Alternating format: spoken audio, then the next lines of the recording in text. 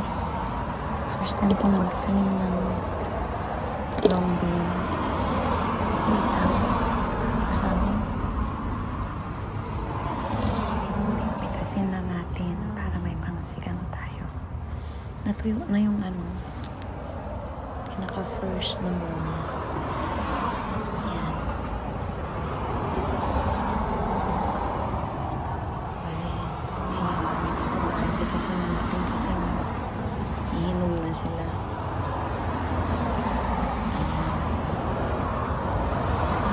Guys, kahit naman pero sa win, at least galing sa garden, nilagay ko sa sinigang.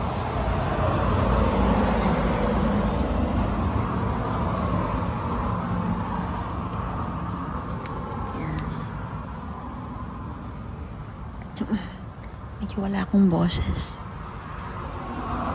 On and off ang boses ko. Yeah. I don't have really voice right now. I don't know. I'm still on my antibiotic. So look at that. O diba? Doesn't it nice? Green long beans. Ayan. Tapos marami pa siyang maliliit. Para sa second na sinigang.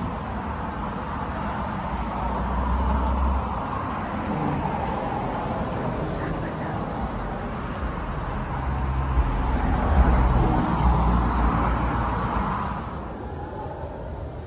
maraming dapat bunga yan. Kaya lang meron akong sunflower nilagay sa gitna. Napupunta lahat yung nutrients doon.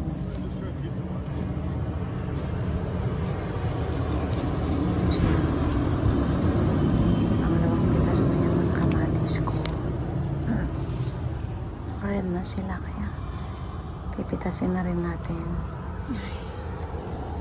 Ilagay din natin sa sinigang.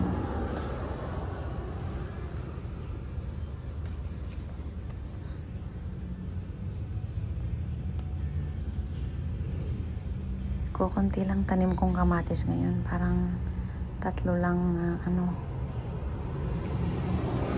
tatlong plant lang. Sa deck, may nilagay naman ako doon.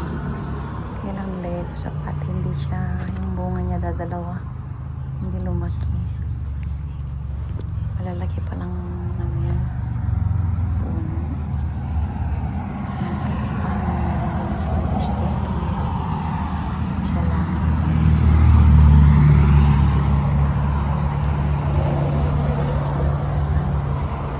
Kasi green pa naman sila.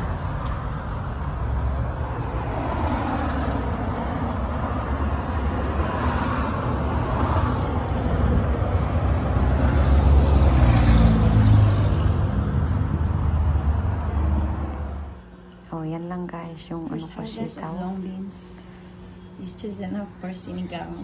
Yan ang ilalagay ko lang sa sinigang. Nice. Diba? At least libre. Nakalibre ako ng $4.